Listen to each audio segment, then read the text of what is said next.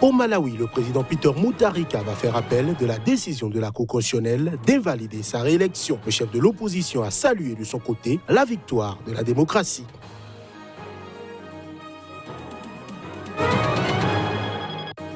En Guinée-Conakry, après avoir annoncé le report des législatives au 1er mars, la présidence a fait une autre annonce ce mardi soir. Le scrutin sera couplé au référendum constitutionnel.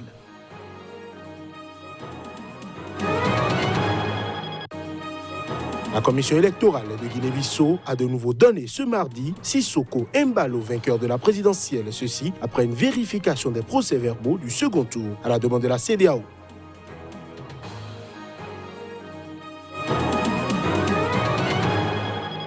Merci de nous retrouver pour ce nouveau point de l'actualité sur SICA. La commission électorale de Guinée-Bissau a de nouveau donné ce mardi Umaro Sissoko Embalo vainqueur de l'élection présidentielle. Ceci après une vérification des procès-verbaux du second tour demandé par l'organisation ouest-africaine CEDEAO pour tenter de sortir le pays de l'impasse politique. Un mois après le second tour du 29 décembre, l'issue demeure disputée entre Umaro Sissoko Embalo, issu de l'opposition, et Domingo Simoes Pereira, le candidat du PAGC, le parti qui domine la vie politique depuis des décennies dans cette ancienne colonie portugaise d'Afrique de l'Ouest. La querelle dresse aussi la commission électorale contre la Cour suprême du pays. Une réunion s'est tenue mardi au siège de la commission électorale nationale CNE, au cours de laquelle le représentant du gouvernement lié au PAGC a émis des réserves sur la validité des résultats selon un compte rendu publié par la commission électorale. En annexe de ce test, la CNE a publié une table des résultats sans changement par rapport à ceux annoncés le 1er janvier, accordant 53,55% des voix à Embalo et 46,45% à Pereira. La communauté économique des États de l'Afrique de l'Ouest, CEDEAO, médiatrice historique dans la crise en Guinée-Bissau, avait recommandé la semaine dernière, à titre exceptionnel, que la commission électorale engage une procédure de vérification de la consolidation nationale des données issues des commissions régionales du second tour. Les représentants des deux camps ont constaté le statu quo à l'issue de cette procédure qui s'est déroulée en présence des responsables de la CEDEAO, l'un pour le saluer et l'autre pour s'en plaindre. Il n'y a aucun changement. Le travail a été fait de façon objective. Aucun changement.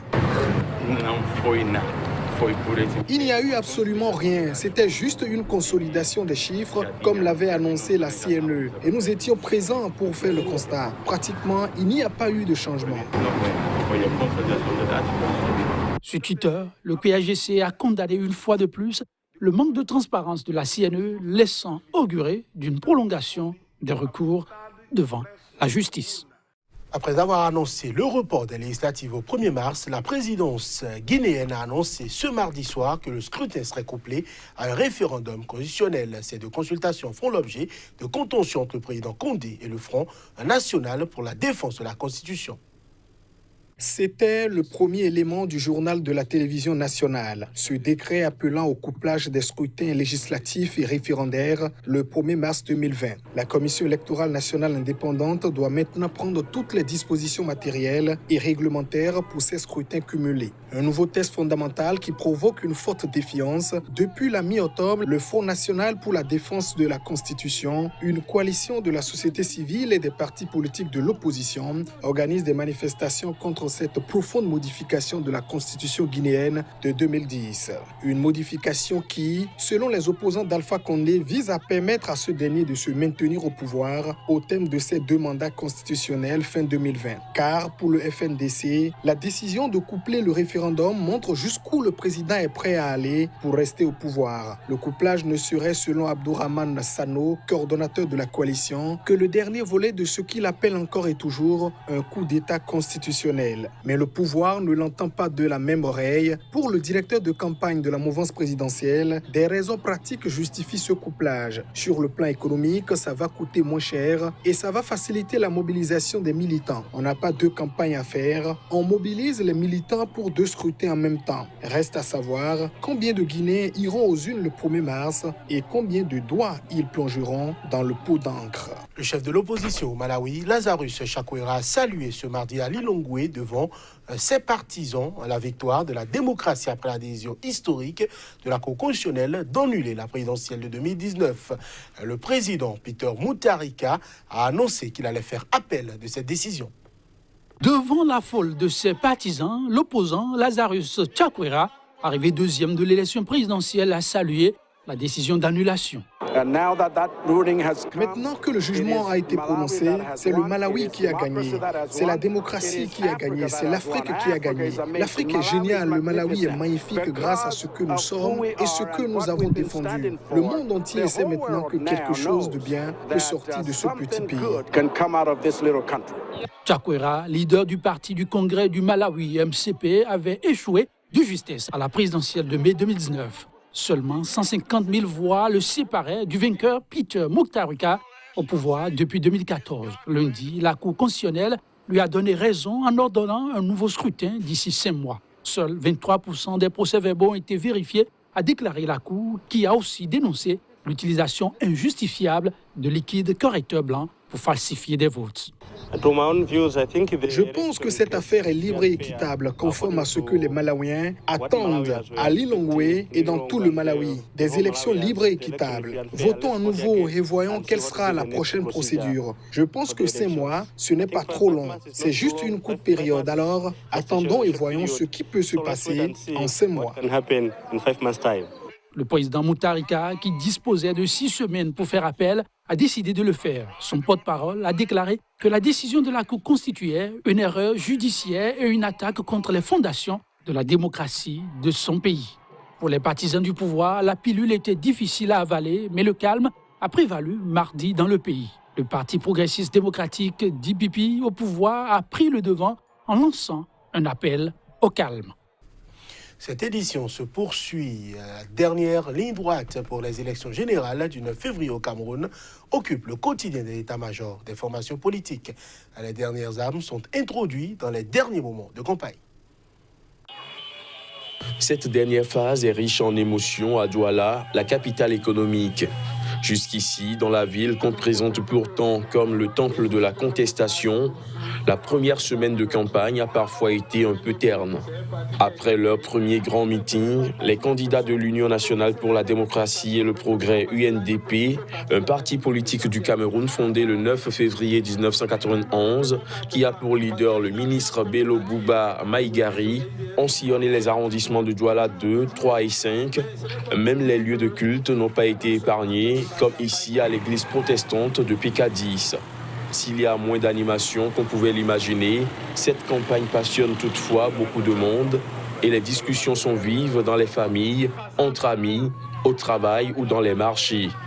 Un analyste a d'ailleurs estimé que cette campagne 2020 a entraîné un regain d'intérêt politique. Quelque chose a changé, avait-il poursuivi, avant de conclure que cette campagne laissera des traces irréversibles, quel que soit le résultat du vote du 9 février prochain. Une affaire d'abus sexuels en République démocratique du Congo à Kinshasa, un célèbre pasteur de la musique religieuse se retrouve impliqué dans un dossier de mœurs présumées. Un pasteur charismatique, une plainte pour viol, des fidèles qui font bloc, des rumeurs de sextape. En République démocratique du Congo, l'univers très lucratif des églises évangéliques dites de réveil est agité par une affaire de sexe. À la tête d'une chaîne de télévision, Pasteur Moïse est un musicien adulé. Ses louanges au Seigneur sont écoutées des millions de fois sur les réseaux sociaux. À 39 ans, Moïse Mbie est le chef spirituel de la cité Bethel, fondée par son père Emmanuel. En effet, quand il se produit sur scène, l'homme de Dieu demande à ses fidèles entre 50 et 100 $ pour célébrer avec lui la gloire de l'Éternel sur ses arrangements avec des chœurs féminins omniprésents. Sa prédication de dimanche dernier était axée sur le thème « Transforme-toi ». Des centaines de fidèles s'étaient à l'occasion rassemblés. Ce dimanche-là, les fidèles avaient une raison supplémentaire de faire bloc autour du chef de la cité Bethel. L'une de ses ex-fidèles et collaboratrices, Eliane, 20 ans, a porté plainte pour viol et avortement interdit dans la loi congolaise. La plainte pour avortement a été confirmée par le parquet de Kinshasa, qui parle également d'une autre plainte pour diffusion sur les réseaux sociaux d'images obscènes. Le monsieur Moïse Mbie a commis des actes poussant ma cliente de déposer plainte pour viol, avortement, menace de mort et atteinte à la pudeur.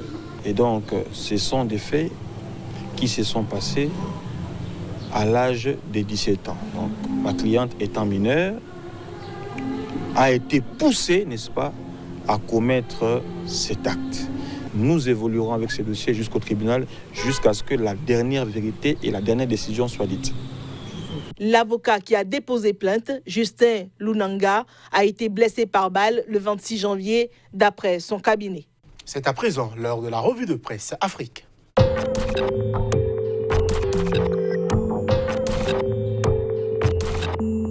Démarrons par des nouvelles du Togo. Togo Matin affiche en manchette « Il y a 15 ans, le général Eyadema nous a quittés. Un devoir de mémoire s'impose aux Togolais. » Liberté s'en souvient aussi, 5 février 2005, 5 février 2020, 15 ans d'Eyadema sans Eyadema. Le même journal affiche en manchette « Maître Kwandé Adzaré répond à Christian Trimois. Le bilan de Faure Gnassingbé mérite juste un vote sanction. »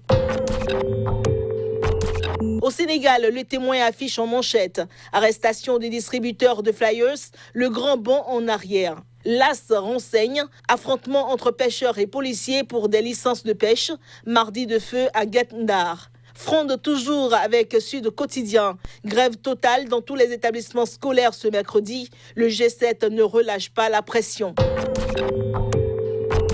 Au Burkina Faso, le quotidien affiche à sa une Herman Yameogo à propos de la lutte contre le terrorisme au Burkina. Toute guerre finit par un dialogue. Que l'on aille à ce dialogue pour minimiser les pertes en vies humaines. Sidoya, de son côté, arrondissement numéro 6 de Ouagadougou, des travaux de bitumage de route lancés. En Côte d'Ivoire, le Patriote pense et titre « Opposition ivoirienne, elle dit non à tout ». La peur bleue de la défaite. Le jour plus de son côté, PDCI RDA, après ses attaques musclées, Bédier met de l'eau dans son vin. Son appel aux militants, opposez-vous politiquement et non physiquement. Le nouveau réveil à présent, Cour africaine des droits de l'homme et des peuples, réforme de la CEI, l'État ivoirien appelé à comparaître le 6 mars à Arusha. Au Cameroun, le Messager titre « Législative et municipale, le RDPC accusé de corruption ». Cameroun Tribune, projet de développement, le Premier ministre à Douala ce jour. Le Jour parle d'un artiste musicien à sa une, Jean de Dieu Momo, le passeport de Longuet Longuet n'a pas été confisqué. Ce sera tout pour cette édition. Merci de l'avoir suivi.